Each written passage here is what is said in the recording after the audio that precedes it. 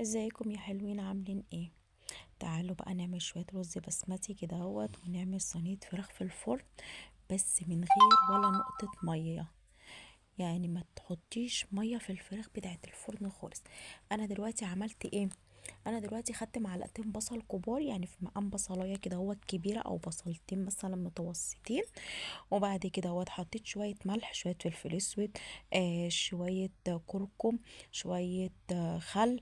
هعصر ليمونه دلوقتي على البصل دوت، بس حطي شويه خل حلوين وليمونه كبيره. ليه؟ ان الليمون والخل دوت، عايزه اقولك هو اللي هيسويلك الفراخ من غير ولا نقطه ميه. هو اللي هيسويلك الفراخ، وهو اللي هيخلي الفراخ من جوه بيضه بيضه كده هوت. بصي يعني هيوديك في حته تانية. طبعا انا ولا بعمل بجوانتي ولا بعمل اي حاجه، ان الاكل دوت احنا اللي هناكله، فكل واحد يعمل بالطريقه اللي هتعجبه. انا بس بوريكي المقادير والطريقه، وانت اعملي اللي انت عايزاه. انا دلوقتي عملت ايه؟ مسكت البصل دوت فركته في الفراخ من جوه ومن بره.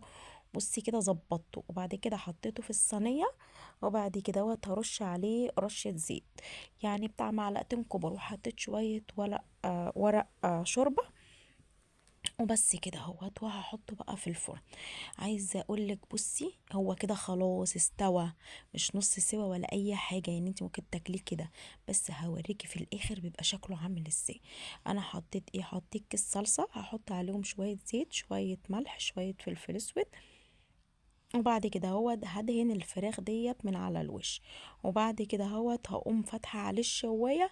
وخلاص كده هو خدي احلى فراخ متبله ممكن تاكليها.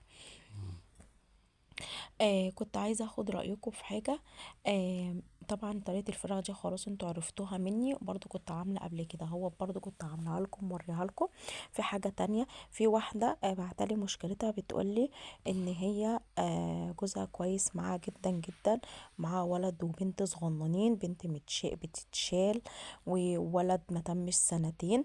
المهم ان حماتها وحشة معاها جدا جدا جدا، هي ما بتقولهاش تعالي اعملي لي اكل، ولا تعالي روقي لي، ولا تعالي اعملي لي اي حاجه. هي اساسا حماتها عندها 55 سنه، وهي مش كبيره يعني، وصحيا ما شاء الله كويسه جدا. وهي وراحت لا اله الا الله محمد رسول الله. المهم ان هي ما بتقولهاش تعالي اعملي اي حاجه، بس بتعاملها وحش قوي. وهي مرات ابنها الكبير، فبتعاملها وحش من ورا ابنها. يعني طول ما ابنها موجود هي بتعاملها كويس او بتعاملها عادي، لكن ابنها مش موجود بتعاملها وحش جدا، وبتكلمها بطريقه مش حلوه.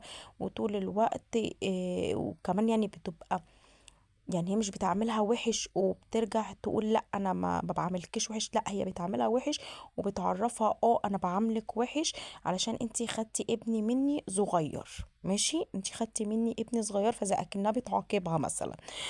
المهم، طب انا دلوقتي معلش هوقف هقول لكم دلوقتي انا بعمل ايه. انا بعمل الرز البسمتي. حطيت معلقه بصل اللي هو بصلايه صغيره، حطيت شويه كركم، شويه ملح، شويه ورق شوربه، وهشوح كله، وهحط مكعب ماجي. وبعد كده هعمل نص كيلو رز بسمتي. نص كيلو رز بسمتي ده يعني قد ايه؟ يعني 3 كوبايات مج. هحط عليهم 6 كوبايات مج ميه مغليه، يعني ال3 كوبايات هيتحط عليهم 6 كوبايات ميه. انت بتعملي ايه دلوقتي؟ انا حطيت رشه آه آه صلوا على النبي يا جدعان، انا نسيت لي. قرفه، رشه قرفه. عندك عيدان حطي، انا ما كانش عندي عيدان فحطيت رشه قرفه. بتودي الرز البسمتي في حته تانية. وبعد كده هنزل الرز واقعد اشوح. المهم انا وصلت لكم لحد فين؟ فالمهم هو بس مشكله جوزها، هو كويس، مش بيضربها، مش بيهينها، مش بيعمل اي حاجه، كويس جدا جدا جدا معاها، وهي بتحبه وهو بيحبها، والدنيا تمام. مشكلته ان هو ودني، يعني مش عارفه بقى، انتوا شوفوا انتوا بتسموها ايه، ودني بتاع امه. مش عارفه، شوفوا انتوا بتسموها ايه.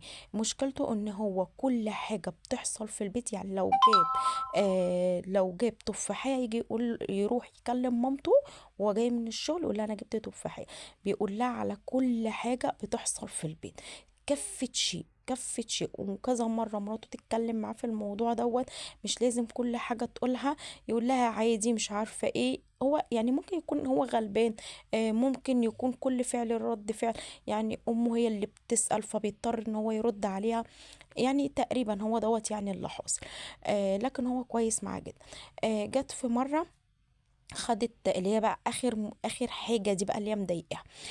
جت خدت ابنها وخدت بنتها وخدت بعضها وراحت هناك عند حماتها. وبعد ما ركبت وراحت، شافتها من تحت في الشارع وهي واقفه في البلكونه. وراحت طالعه قعدت تخبط عليها كتير جدا جدا جدا، مرضتش تفتح لها الباب. وبعد ما روحت قالت لجوزها انا شفتها، اتصل بمامته، قال لها انت ليه ما فتحتيش الباب. قعدت تحلف بيامات ربنا كلها ان ما حصلش، وان هي ما كانتش في البيت اصلا، وان كان في اليوم دوت كانت عند خالته وكانت بره. وهي تحلف له وهي مراته تحلف له. المهم ان هو في الاخر صدق مين؟ صدق مامته، ومكدبها هي. فهي متضايقه جدا جدا جدا من